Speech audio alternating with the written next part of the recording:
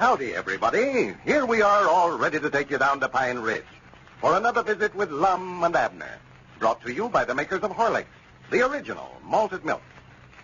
Because Horlicks malted milk is so energy-giving and refreshing, athletic coaches and trainers recommend it as a fine after-exercise drink. It restores the energy that has been expended by physical activity, helps the athlete to recuperate and relax. The makers of Horlicks recently received a letter from a nationally known athlete who is now head coach and athletic director of a Pennsylvania high school. This gentleman said, quote, "While a member of the Los Angeles and Portland baseball clubs of the Pacific Coast League, I never failed to drink a glass of Horlicks after every game to build up lost energy. I found, in fact, that I recovered strength and energy after a glass of Horlicks faster than I did after a heavy meal. This was undoubtedly due to the easier digestibility of Horlicks. Here at the high school, my football and basketball teams enjoy Horlicks after games as much as I do. I might add that I have made it a point to tell coaches who are friends of mine about the benefits of Horlicks malted milk tablets for quick energy during timeout periods." End of quote. And now, let's get ready for Lum and Abner. You know, several days ago, not having pictures of other men to send to the female applicants of the Pine Ridge Matrimonial Bureau, Lum decided to send out some pictures of Abner. Well, yesterday, Abner received a wire from a Miss Hortense Kelly stating that she had fallen in love with his picture and would arrive in Pine Ridge today. As we look in on our old friends, it is early morning. We find Lum over at Abner's house trying to persuade him to go to the train to meet Miss Kelly today. Listen. Well, why can't you go in there and meet her by yourself? Well, she ain't coming to see me, Abner. Well, I didn't think she was, the way you got yourself dressed up for her. Well, natural. Me being the president of the Matrimonial Bureau, I've got to dress myself up when we meet one of our clients this way. Yeah, well, you just go in there, Lum, and tell her that feller Peabody that she's in love with has skipped the country. She can't locate him. I ain't going to tell her no such a thing. What kind of a company would she think this is, letting her go to all the expense of coming all the way down here, and then the man she come to see runs out on her? Man, I don't care what she thinks about the company. I ain't going to meet her, and I ain't going to have a thing to do with her now. I'll just hide out from her while she's here. That's what I'll do. Well, you've got to be in there at the county seat for the trial. That Squire Skimp case is set for 10 o'clock. Yeah. And we're supposed to meet Hortense on the 3 o'clock train. Well, Lum, Grandpap's going in there. You and him ought to be enough for him to try. Yeah, but we need you for a witness, Abner. If Squire Skimp wins that case, they'll take our farms and everything else away from us. Why, you've got that agreement that Squire signed saying that he'd assume all the obligations of the company. Yeah, but a body can't never tell what 12 Germans is going to do. Well, I couldn't tell them what to do if I was to go in there. They wouldn't listen to me. Come on. Get up from there. I've bargained with you just as long as I'm going to. Grandpap will be by here directly. Well, all right. I'll go into the trial, but just as quick as it's over, I'm going to come right straight back out here. You ain't going to get me down to that train to beat Hortense. Well, we'll argue about that later. Get a move on yourself. Get dressed. Well, I'm dressed. I'm ready to go any time. You ain't going in there like that, undoubtedly. Where's your necktie? Why, it's hanging on a dresser there. Well, put it on. Ain't going to take no pictures of us, are they? No, but you don't want Hortense to see you without no necktie on. I told you that I weren't going to see Hortense. You're going to meet that train if I have to tie you and carry you down there. Well, now, Lum, if Elizabeth finds out that I went to the train to meet some other woman, why, it just ain't no telling what she would do. Abner, I told you Elizabeth will never find out about it.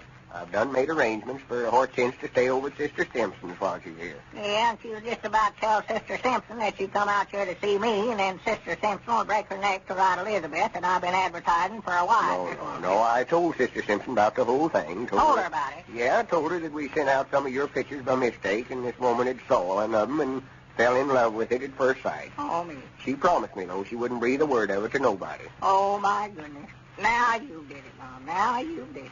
More likely she done wrote a letter to Elizabeth by this time. No. Or she couldn't keep a secret till you could get out of her sight. No, I don't think she'll tell it, Abner. Well, I bet she was on the telephone telling it over the party line before you shut the front gate. Well, if you get in any trouble over it, I'll straighten things out for you. I'll promise you that. Yeah. I'll write Elizabeth a letter and explain the whole thing to her. Think you got a better-looking coat than that you can put on? No. Except my Sunday coat. Well, put it on. This is an important occasion, Abner. Well, now, Lum, I ain't said that I'd meet that train yet. No, you ain't, but I have.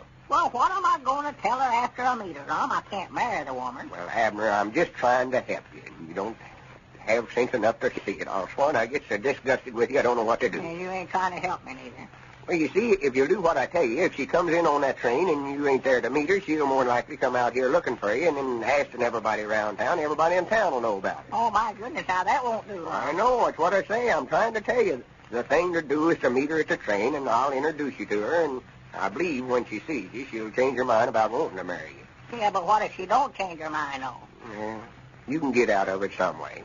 Tell her you got her letter too late, that you've already married somebody else. Tell her anything.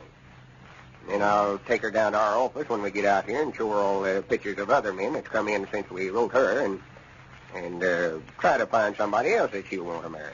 Well, I wish to goodness knew he'd never thought of the matrimonial business. That's what I wish. Well, I don't know if I'd go so far as to Well, say I that. do. I wish I'd never heard the name.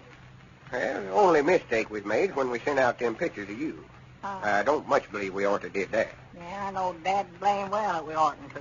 Well, just leave everything to me. I'll have this all straightened out to where it'll all come out all right. I hope so. Trouble with you always worry about something ain't no reason to. Oh, wait a minute, Lum. Wait a minute, that's my ring there. Yeah, more like the grandpap telling us he'll be here directly. Hello? Peabody's place. Who?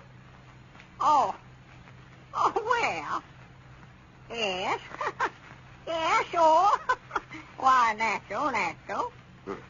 Yes, Mom. Yes, Mom. Yes. Well, yes, Mom. Granny seems to say no once in a while. Why, sure. Oh, yeah. Uh-huh. I wish I could get him to agree with me like that. Well, that's all right. Not at all. Yes, Mom. Uh-huh. Oh, yeah. Well, I know they'd be there. Sure. Yeah. Yes, Mom. All right. Goodbye. Well. Who was that? I don't know. She never did say. Well, what was she wanting? I don't know. I never asked her. You mean you talked all that time, never found out who it was or what she wanted? Well, I never talked all that time. She done the talking. Well, what was she talking about all that time then? Why, nothing. She just said it was the wrong number. She was calling Sea Strump's place. Oh, for goodness. Yonder comes Grandpap now, Lum. I expect I better comb my hair and get ready. Yeah. There's Dick Huddleston with him. He ain't going, is he? I know, not that I know of. Well, hurry up. I'll go on out there and keep them while you're... Yeah, well, I'll be out there just as quick as I can find my coat and hat and get them on. Well, howdy, fellers. Hi, Lum. Yeah, howdy, Lum. Where's Abner? He'll be out in just a minute. He's trying to find his hat and coat now, I think. Well, Abner's always the last one ready anytime you go anyplace. Have you got that documentary Squire Stimp signed, Lum?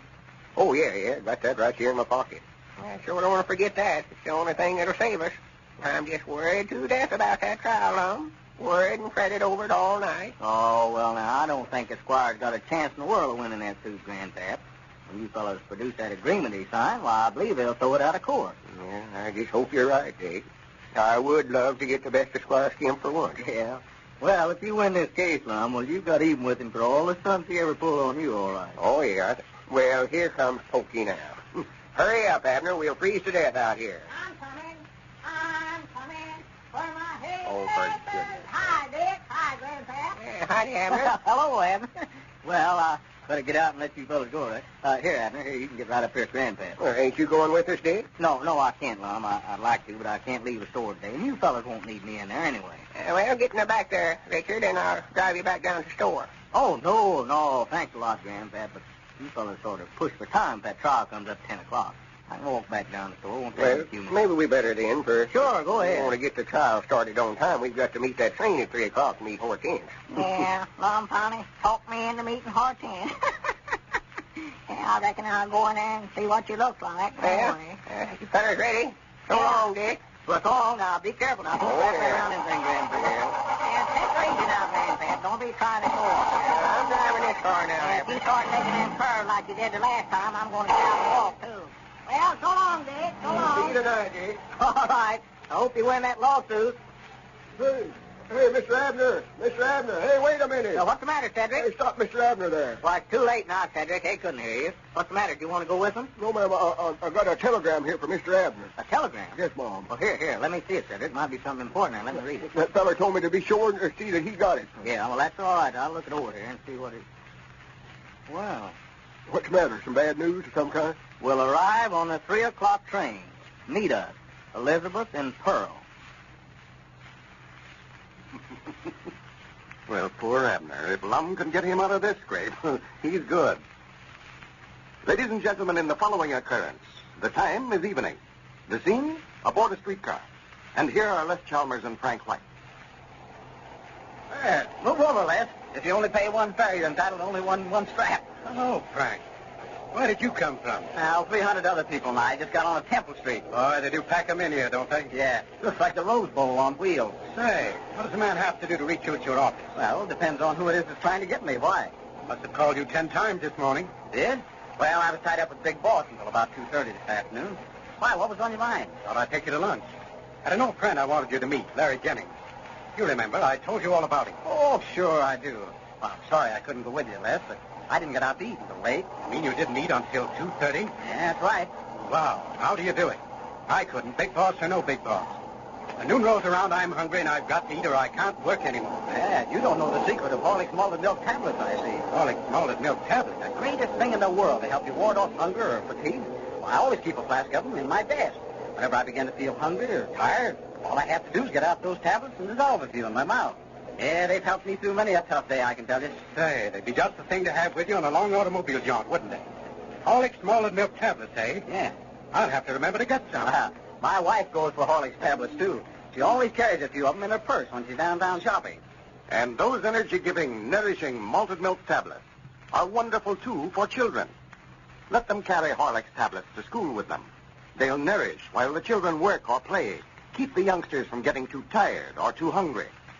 Horlick's malted milk tablets come in both natural and chocolate flavors. You can get them in either the small 10-cent size glass or the other larger sizes at your druggist. This is Carlton Brickert speaking for Lum and Abner and Horlick, who bid you all good night and good health.